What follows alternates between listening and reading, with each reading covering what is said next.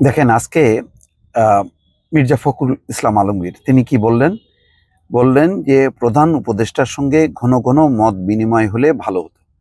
এই কথাটাই কিন্তু আমি অন্য ভিডিওতে আমি বলেছি নিজের মতন করে।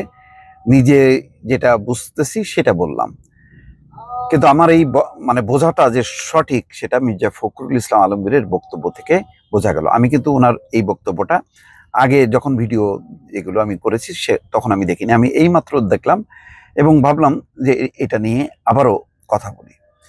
দেখেন তিনি কি বলছেন, বুধবার দুপুরে গুলশানে বিএনপির চেয়ারপারসনের রাজনৈতিক কার্যালয়ে জাতীয়তাবাদী ক্ষুদ্র জাতিগোষ্ঠীর দলের নেতাদের সঙ্গে বৈঠক শেষে সাংবাদিকদের তিনি বলেন, প্রধান উপদেষ্টা হঠাৎ করেই ডেকেছিলেন।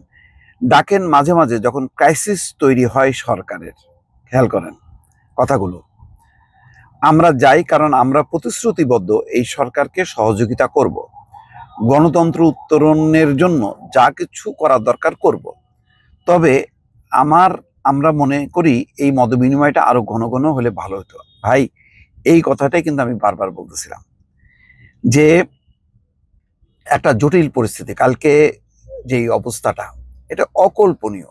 একটা ইন্টারিম গভর্নমেন্ট যে এরকম সংকটের পড়বে তার আগে আমরা বারবার বলছিলাম যে এইগুলো সামলায় সাধারণত পলিটিক্যাল গভর্নমেন্ট।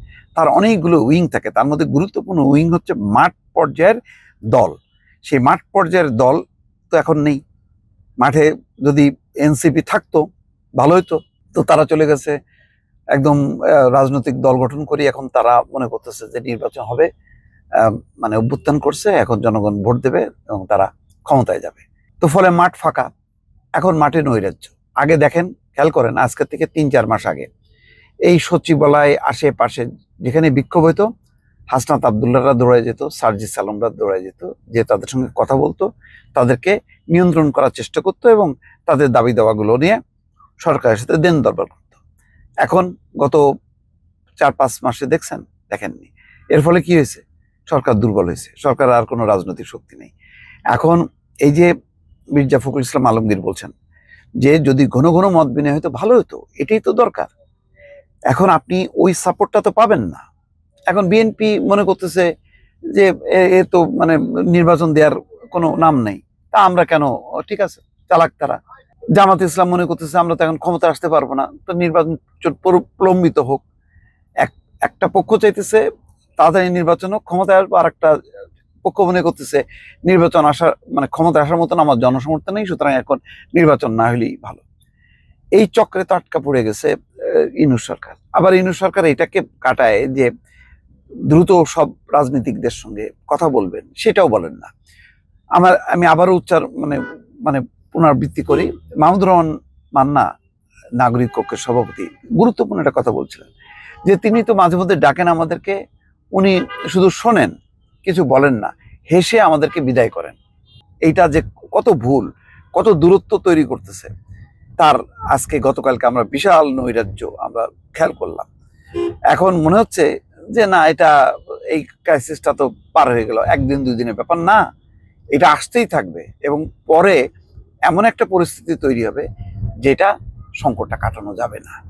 সুতরাং দেখেন, মির্জা ফখরুল ইসলাম আলমগীর উনি যেহেতু তার অভিজ্ঞতা আছে, তিনি বোঝেন যে এই সরকারের তো মূল চালিকা শক্তি সমর্থন হচ্ছে।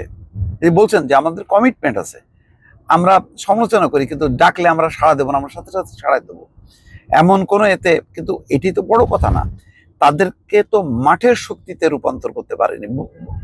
এইটা যদি বলতো কোনো কোনো বৈঠক করে, তারা যদি ওইটা ওই স্মেলটা পাইতো প্রধান উপদেষ্টার কাছ থেকে, না আমাদেরকে মাঠে থেকে সরকারকে সাপোর্ট করতে হবে। যেমন আওয়ামী লীগ মাঠে থেকে সরকারকে, শেখ হাসিনাকে সাপোর্ট করছে। শেখ হাসিনা তো সেটা, ডক্টর ইউনূস তো সেটা বানাইতে পারেনি। তার ছিল যে সে ওই এনসিপি কে দিয়ে করবে, তো এনসিপি তো শেষ। এনসিপি তো সেই মানে গত বছর জুলাই আগস্ট 1 মাস 2 মাস ছিল, তারপর তো উঠে গেছে, তারা ড্রয়িং রুমে চলে গেছে। এখন তারা ক্ষমতার রাজনীতিতে কিভাবে ক্ষমতায় আসতে পারবে তার নানান পরিকল্পনা করতেছে, কর্মসূচি করতেছে। তো এইটা কতটুকু সফল হবে না হবে এটা আপনারাই ভালো করে জানান। কিন্তু এই মুহূর্তে দেখেন, এই যে ঘন ঘন বৈঠক না করা, দূরত্ব তৈরি করার আজকে ফলাফলটা কি? দর্শক ভালো থাকবেন, আল্লাহ হাফেজ।